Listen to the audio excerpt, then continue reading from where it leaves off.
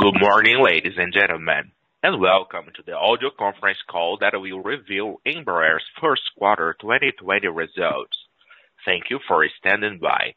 At this time, all participants are in a listen-only mode. Later, we will conduct a question-and-answer session, and instructions to participate will be given at the time. If you should require assistance during the call, please press the star key followed by 0. As a reminder, this conference is being recorded and webcasted at ri.embraer.com.br. This conference call includes forward-looking statements or statements about events or circumstances which have not occurred. Embraer has based these forward-looking statements largely on its current expectations and projections about future events and financial trends affecting the business and its future financial performance.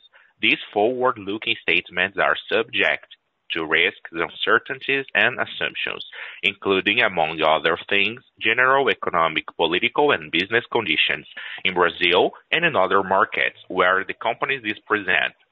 The words believe, may, will, estimates, continues, anticipates, intends, expects, and similar words are intended to identify forward-looking statements.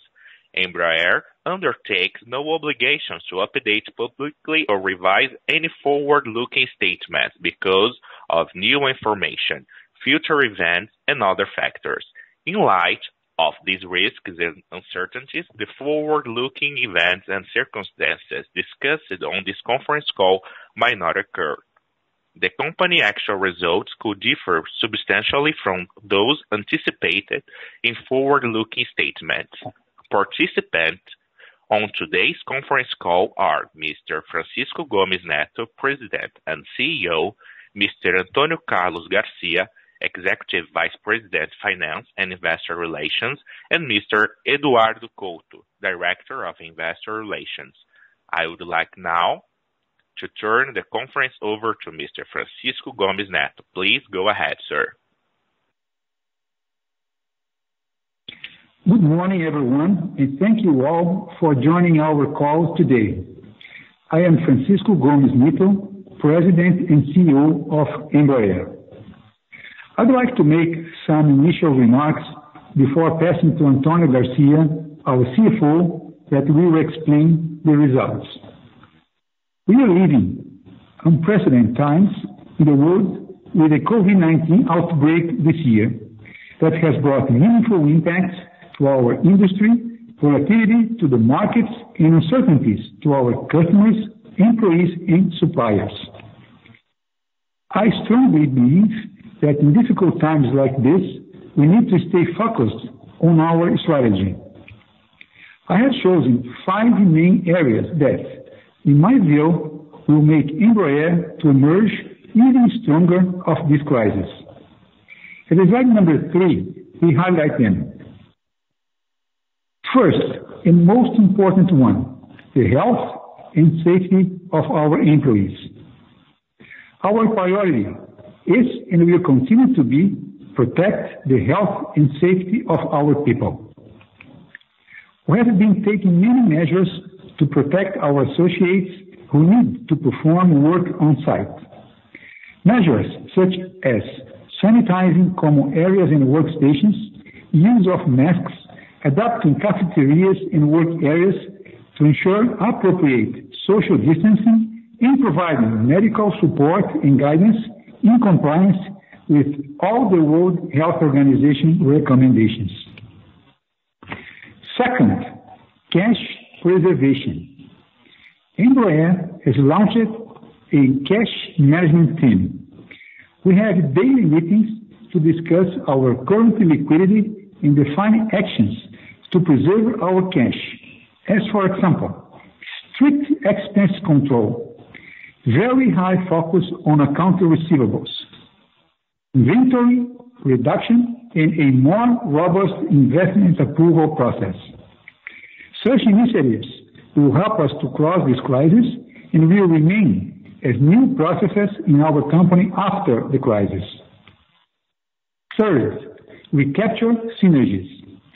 We are already working to eliminate duplications and regain synergies in our commercial aviation. We will manage this business along with the others to be more efficient, eliminating redundancies and reducing costs. Fourth, business plan update. We are working with the leaders of each one of our business units to review our 5-year projections in the light of market conditions, establishing strategic initiatives, potential partnerships, targets, KPIs, and a well-structured execution process with focus on growth, cash generation, and profitability.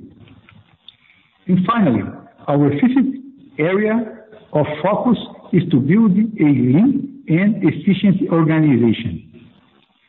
Before the pandemic, part of my time was dedicated to visit Embraer sites around the world. I like to be very close to the teams and to where our products are made. I had great conversations with leaders of different sites, different areas, and many levels of our organization. And I'm strongly convinced that we have a lot of opportunities to make Embraer a more lean and efficient organization, boosting initiatives as operational and commercial excellence, programs to reduce costs of our products, and always keeping our innovation DNA. I'm very positive that Embraer will exit this crisis much leaner, more efficient, and competitive to grow profitably in the years ahead. Now, before moving to Antonio, I wanted to highlight some important initiatives related to social responsibility that Embraer has been performing in Brazil and abroad. At slide number 4, we highlight that Embraer has been working with its supply chain to produce around 5,000 ventilator parts in Brazil. We made a partnership with the Albert Einstein Hospital to make 700 intensive care units available. Embraer is also producing face masks in Florida to be used in our U.S. facilities. The Brazilian government is deploying our KC-390 Millennium to transport supplies, medical equipment, and ambulances to several locations in Brazil. And Embraer has also donated 40,000 COVID tests to the Brazilian public health system. With that, I conclude my initial remarks and would like to pass the call to our CFO, Antonio Garcia. Thanks for your attention. So, thank you, Francisco. It's a great pleasure to talk to all of you. Now moving to slide number 6. As Francisco mentioned, we are operating during unprecedented times with developments regarding to the COVID-19 pandemic, evolving almost daily and growing risks to the global economy, our industry, customers, and other stakeholders. Despite all uncertainties, Embraer's liquidity position remains solid with our continuous cash discipline. At the end of the first quarter, we finished with a total cash of $2.5 billion and a good debt situation with no major maturities coming due until 2022. We are also in discussion with local and international banks to bring additional financial lines to further strengthen our liquidity in short term. I cannot give you details now, but I expect to have news to share with the market in the coming weeks. On a different subject, during the first quarter, we finished the internal segregation of the commercial aviation business, which basically shut down the whole company during the month of January, as we transitioned all of our operating system, which impacted our deliveries during the quarter. Then, as we already disclosed around a month ago, we received notice from Boeing regarding their interest to terminate the strategic partnership between our two companies in the commercial aviation business.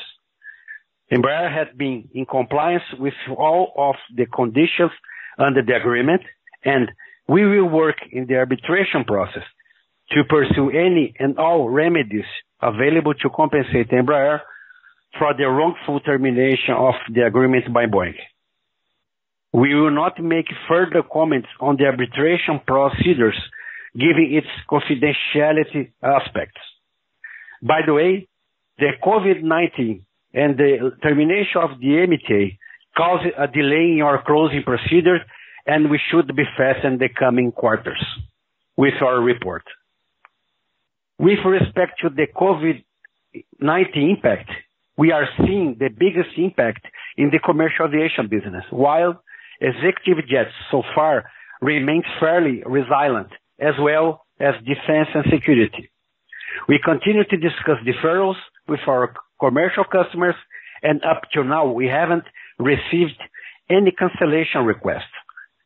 The good news is that key markets for commercial aviation in Europe and United States are already resuming operation, and in many cases using smaller regional jets that should lead the aviation recovery. So in slide 7, let's talk about the measures for cash preservation. We create in beginning of March, a cash management team, and we have daily discussion about our cash position, and it's a forum where we have the whole management team take a decision with the one subject, one target is the cash preservation. In regards to our order book and cash inflows, you have been daily monitoring our orders and market conditions with an increased focus on receivables collection. We are also right-sizing our production plan with the real-time planning and direct supplier negotiation to check the parts delivery and postpone payments. We were able to reschedule deliveries with all of our main suppliers, and we thank our supplier for it. Regarding the workforce, our HR team and the leadership did an outstanding job. We reached an agreement with our unions for furloughs and workday salary reductions. It's important to highlight that the salary reduction has included all of our leadership, including senior management and our board of directors. We have more than 50% of our Brazilian workforce under this program, and I'm proud of the speed with which we responded to the COVID pandemic with this temporary workforce adjustment. We will continue to evaluate the structure of the company following the termination of the MTA with Boeing and work to make Embraer as efficient as possible and recapture our synergies. Finally, we are reducing inventory levels, cut investment and expenses with a strong discipline and cost control. I'm very proud of the Embraer team's response to the cash preservation excellence so far. Moving to slide 8, we show highlights for the commercial aviation business.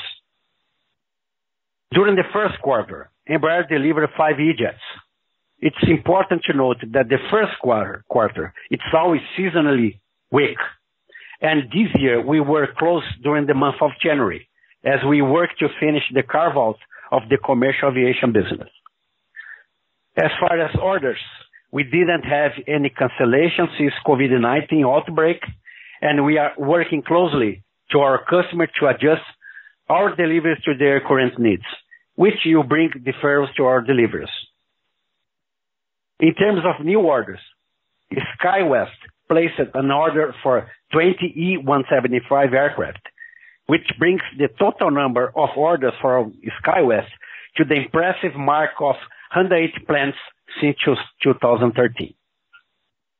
We also display the E-195-E2, which recently entered service in the second half of 2019 at the Singapore India Air Show prior to the worsening of the COVID-19 outbreak. And finally, we would like to reinforce the statement of the International Air Transportation Association, IATA, that expects regional aviation to lead the air travel recovery in the upcoming months. Slide number 9. Some highlights about executive aviation.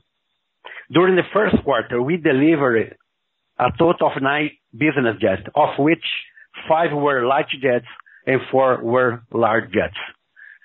We are proud to see the new enhanced Phino 300E receive triple certification from FAA in the United States, EASA in Europe, and ANAC here in Brazil. In terms of sales activities, our BizJet customer reconfirmed the orders for the year with few deferrals, and we maintain our book-to-bill of 1-to-1. As far as operations, Embraer Executive Jet facility in Florida were defined as an essential operation in the state, and we did not close, continuing with aircraft production, final assembly, and customer deliveries.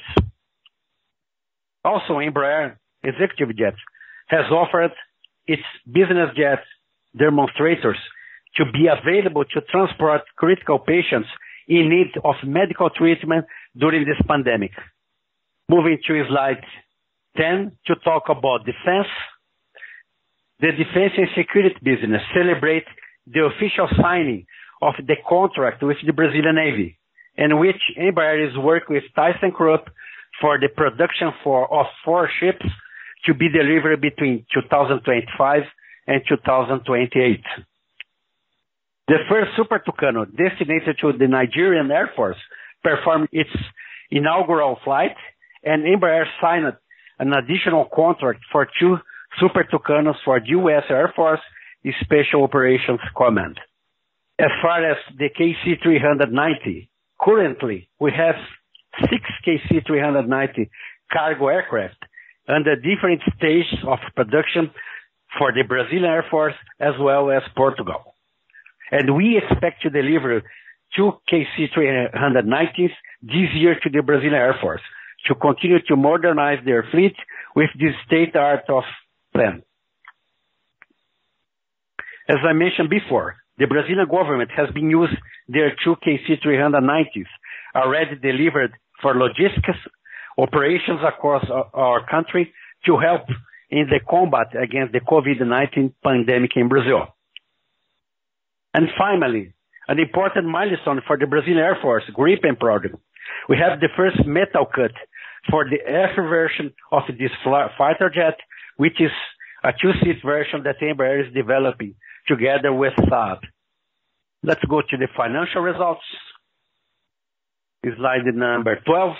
Our backlog, our first quarter 2020 backlog was valuated at $15.9 billion, which, although is slightly lower than the 60.8 of the end of the year, it still represents several years of deliveries across our business units. Some of the reduction is mainly driven by the FX conversion of contracts in local currency. Next, slide 13, we presented the aircraft delivery starting with the commercial aviation. As I mentioned previously, the first quarter is usually the slowest in terms of deliveries for both commercial and executive jets. Thus, this year it was impacted by the fact that in January our operations were largely paused to the entire month in order to complete the segregation of the commercial aviation business. Embraer delivered a total of 5 commercial jets and 9 executive jets during the first quarter.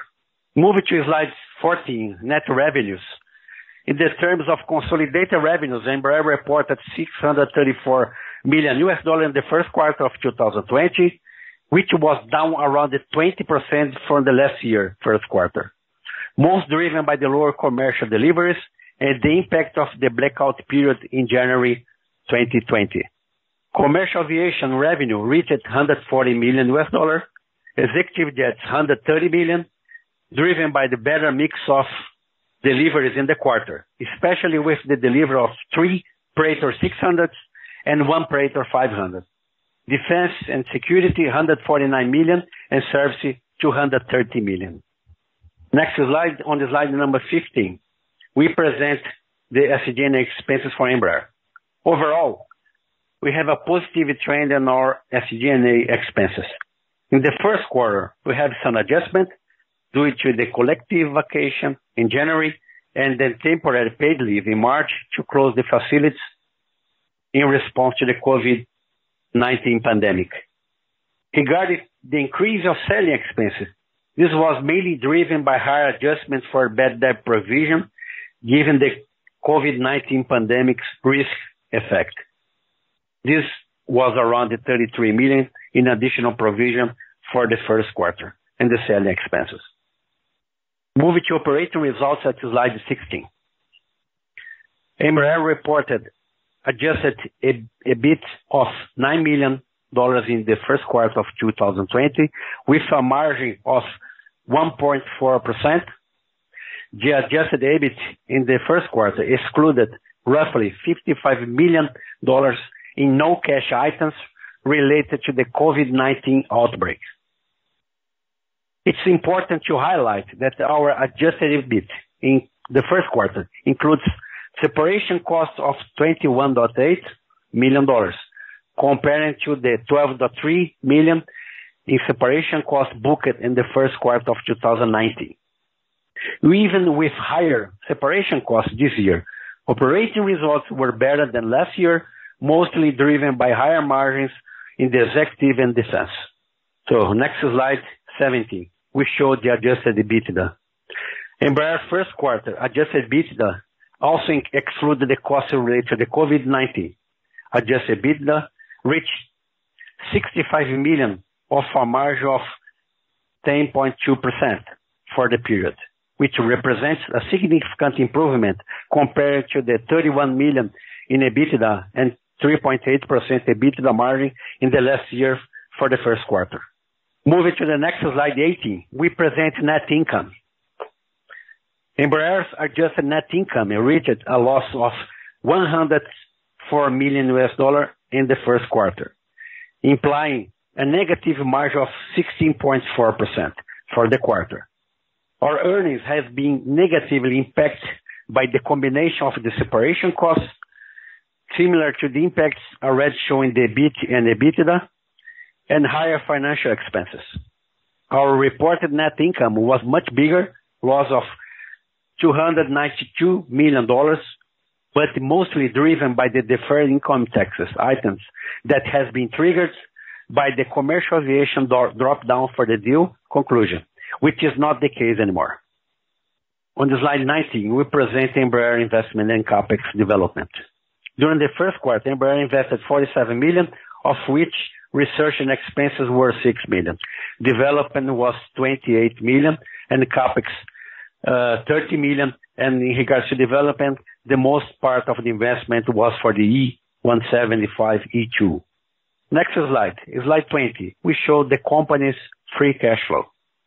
First quarter free cash flow usage is almost always the highest during the year, generally due to the lower deliveries and high investments in working capital to prepare for higher deliveries in the remainder of the year. In the first quarter of 2020, our free cash flow was negative $677 million, which is roughly in line with our free cash flow usage in the last year first quarter. Finally, on slide 21, we show our current indebtedness profile. Our net debt position at the end of the first quarter stood at $1.3 billion, with a robust total cash position of $2.5 billion, and the total debt of $3.8 billion. We are confident in our liquidity position at the present, as we have no major debt maturities until 2022 and 23, and we continue to work in additional financial lines. Our debt maturity is mostly concentrated in long term with a 4 years duration. With that, I conclude my presentation. I'm pretty confident that Embraer remains and will continue to be stronger. And please, operator, you can open for the Q&A session. Thank you. Thank you. We will now begin the question and answer section. If you have a question, please press star 1.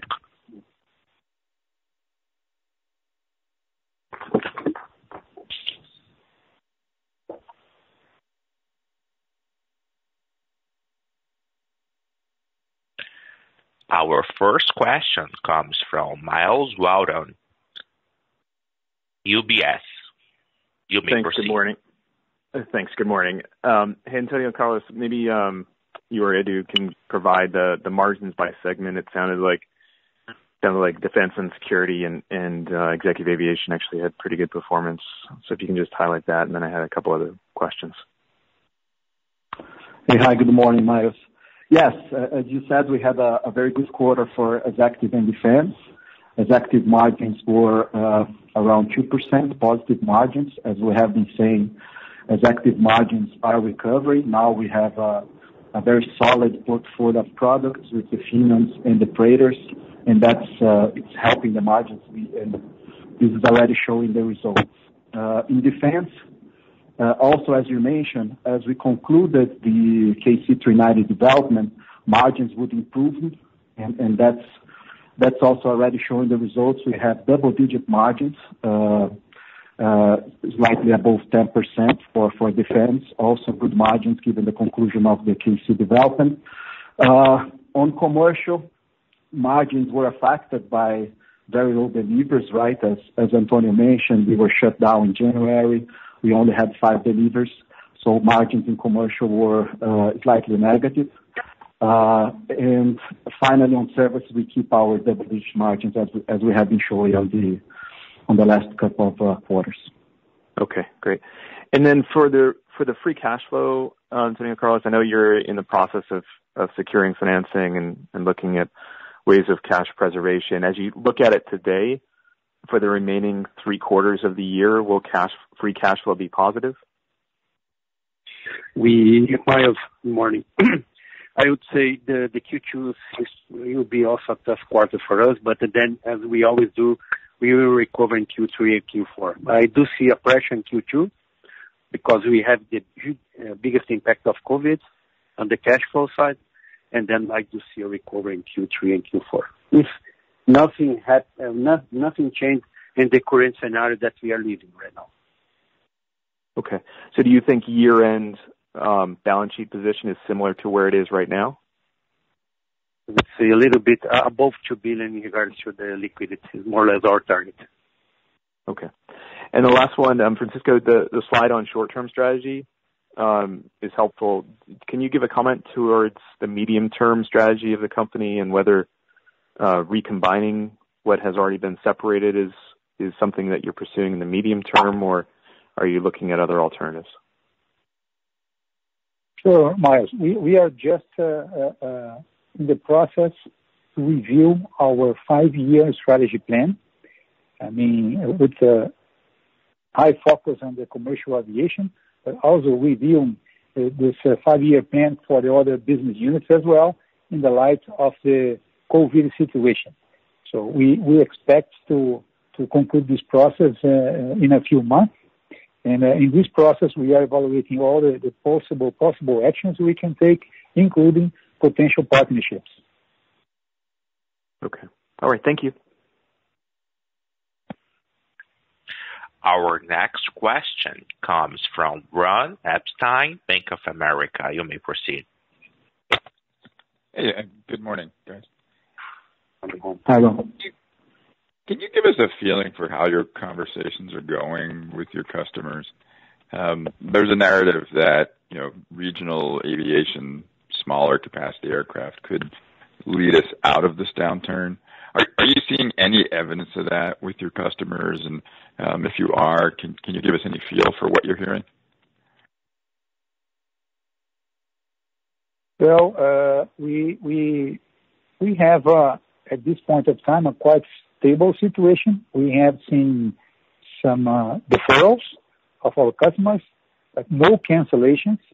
We might have some change in the following months, depending on the progress, how this crisis evolves. But at this point of time, I mean, we believe our situation is quite stable in terms of production program for 2020 and 2021. Okay, and then if we shift to the business aviation end market, the margins this quarter were better than I think folks were expecting. how does the demand front look? Have you seen any deferrals or cancellations there, or what's going on in the business aviation side of things? Well, the business aviation has suffered much less than the commercial aviation. We had a few deferrals for this year, and we might have more opportunities next year because, more executives might increase the use of shared flights or even decide to buy their own jets for a more reserved transportation. The executive aviation might be an opportunity after this post-COVID. And by the way, although our commercial aviation, we believe the regional and domestic flights should start earlier, I think this will be a good opportunity for our ERJs. To recover first, and also the respective service for those jets. Okay, great. Thank you very much.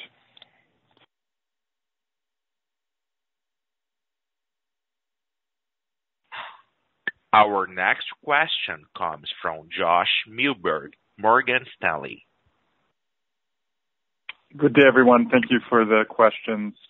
Your comment on where you see cash at the end of the year was very helpful, but I was hoping you could update us a little further on the target of $1 billion in potential cash savings for 2020 that you touched on the last call. And specifically, I was hoping you could address the CapEx and product development of that, and just what kind of investment flexibility you see around the E2 program. That's my first question. Hi, Josh. As we mentioned on the previous call, we continue to work very, very hard on the cash side. We have this cash management team that Antonio is leading, and we have been able to identify a lot of potential cash savings. This is going to be very important for us to offset some of the deferrals, especially in commercial. So I would say overall, the cash situation has been stable in the last 4 to 5 weeks, which is very good. So we are working hard to reduce investments. In terms of the workforce, we have more than 50% of our workforce in work hours and salary reductions. So all those initiatives combined with suppliers that we are renegotiating orders and also postponing payments, all of that will help a lot our cash consumption this year. First quarter is always the weakest quarter in terms of cash consumption, but the second quarter should be also a weak quarter, but after that we expect to recover. I don't know if Antonio wants to add. No, it's just to repeat, and we are targeted to finish the fiscal year with a liquidity around $2 billion. That's our target. It's more or less where we are today with some small adjustment. And we are also going down with our investment more than 50% by May for all programs. Okay, that's helpful, but also taking a little bit of a longer term view, can you just remind us of roughly what the amount of investment is to do for the E2 program and how much of that corresponds to the E2 175? And maybe also just comment on whether you've contemplated the possibility of a later entry into service for the E2 175. We don't have any decisions. Yeah. Go ahead. I was just going to add, Antonio, we don't have any decisions in terms of deferring our programs at this point. What we can say is really, we have been spending the last couple of years around $400 to $500 million in investments, and these numbers should go down quite substantially. So investments should be more at the ballpark of $200 to $300 million. And in regards to that's right. we are revising our investment and our timelines. As soon as we have a final conclusion, we are going to communicate to the market. Until now, there is no change per se. Okay, that's very helpful. And then just one follow-up on the defense profitability. I think you suggested, and you had suggested in the past, indeed, that your shift from the development to production phase of the KC could in fact mean higher profitability, but we've also seen very high levels of volatility in your margins in defense in the past. So just wanted to get a little bit of a better sense if you think that the margin that you had this last quarter is something that could be pretty recurring over the remainder of this year and beyond. That's a good question, Josh. As we have been saying, right, we had tough margins in defense in the last couple of quarters, mostly driven by the end of the development of the KC-390. Now that we are concluding the development and we are moving from development to production, we expect margins to get better. I think first quarter was already an indication of that. We had double-digit margins in defense, and we expect defense margins to maintain at a healthy level as we move away from the KC development. And by the way, we do have a really small reduction in regards to revenue for the defense side. It's more or less stable, which gives us a kind of, I would say, comfort to go through the year with a nice number. Okay, got it. If you allow me, also, when I mentioned in my initial remarks, initiatives as operational excellence and cost reduction for specific products, we have projects to focus on COGS, so cost reduction of the specific products, and the KC is included in that project. So we expect that going forward to 2020, 2021, we expect a very high focus on this cost reduction programs of our products, with a positive impact in the results of such products as well. Perfect. Thank you. Next question comes from Alex Falcão, HSBC. Good morning. Thanks for the question. My question is regarding the news talking about a negotiation between you guys and BNDES for a debt facility. Can you give us any details on how would that work, size, any equity component into that? And secondly, given your perspective on where your cash is going to be earlier in the call, would that be necessary, or it's going to be a standby facility, depending on how the environment evolves? Thank you. Hi, Falcão. Our liquidity, as you said, right, remains quite strong. We closed the quarter with $2.5 billion in cash, very solid cash. Despite that, we continue to evaluate potential new finance lines. We're not giving this close at this point, but we are confident that there's plenty of liquidity available for Embraer, and if it's necessary, we're going to continue to add liquidity to the company. So we don't see that as 100% necessary, but I think it's very important for us to keep a strong balance sheet, and we have the finance lines available if we want to improve that. Falcão, just another comment here. No? If it's enough or not, I would say $2 billion is our target, because we also want to show that Embraer is still liquid, that we still work in the market also for future business to close with our customers. And again, I have no fear that we are able to do it, and we need to show also that we have a strong financial position throughout this year, even with everything what we are seeing right now. Okay, and for the time being, we don't want to comment about the financial line, but at least we do not see any equity as a priority right now. Okay, that's super helpful. Thank you. Our next question comes from Mr. Cai von Rumohr, Cowen. Thank you very much. So we're about 2/3 through your second quarter. Could you give us some color in terms of the demand for business jets, or what you're seeing in the market and for commercial? For example, a number of the dealers we talked to said the first months of the quarter when COVID was coming out, there were no deals closing. Are there more deals closing now? And also, now that people have looked over their situation, are you seeing both in biz jets and in commercial more or less requests for deferrals? Thank you very much.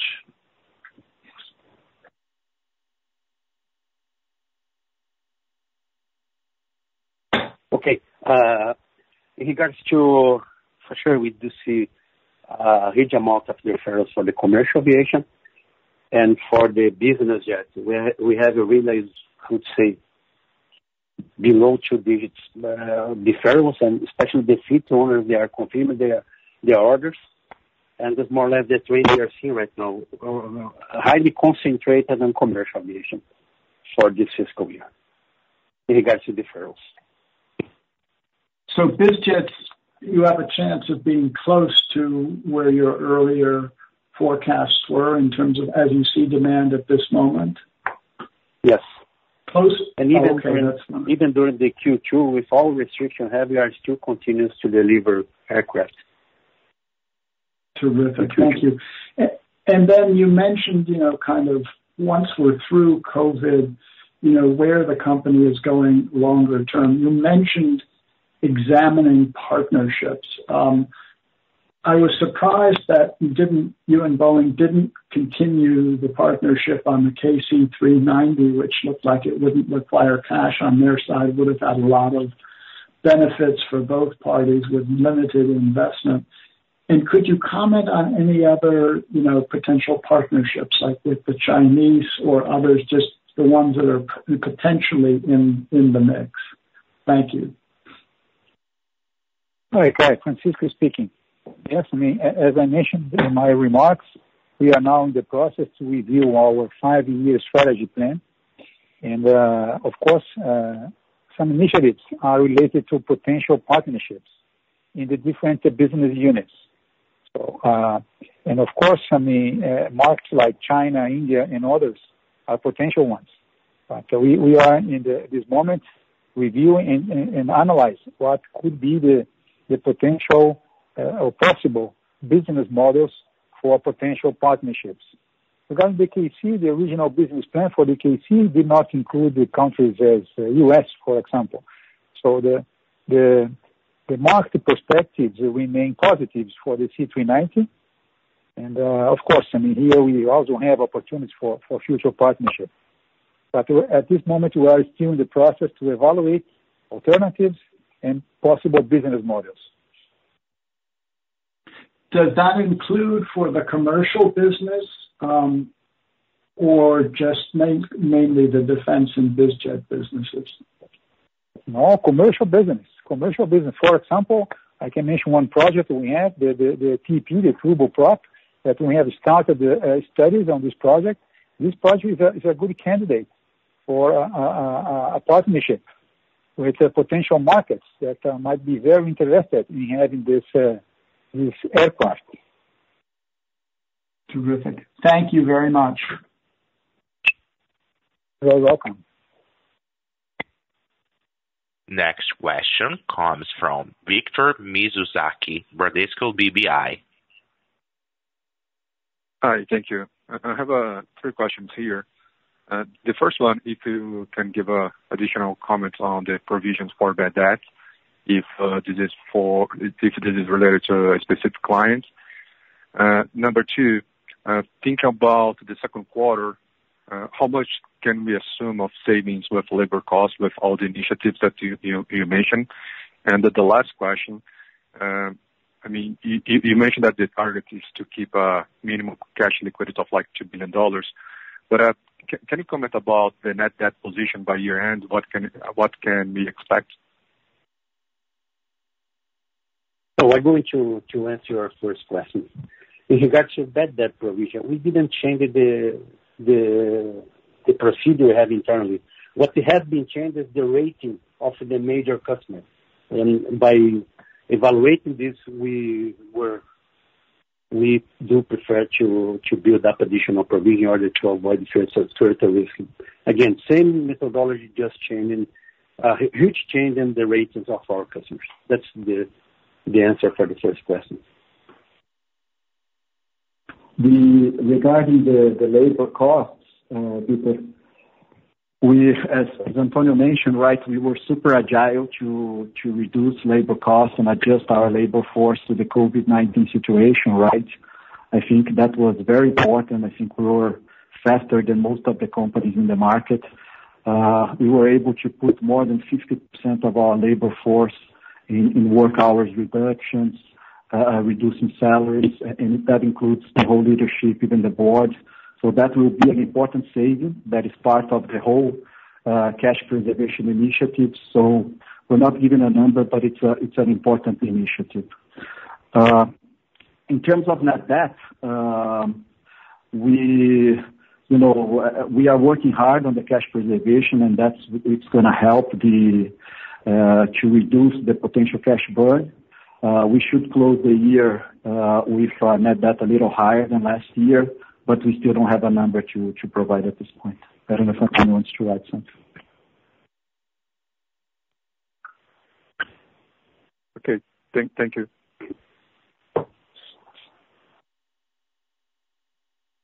Once again, if you have a question, please press star 1. Please hold.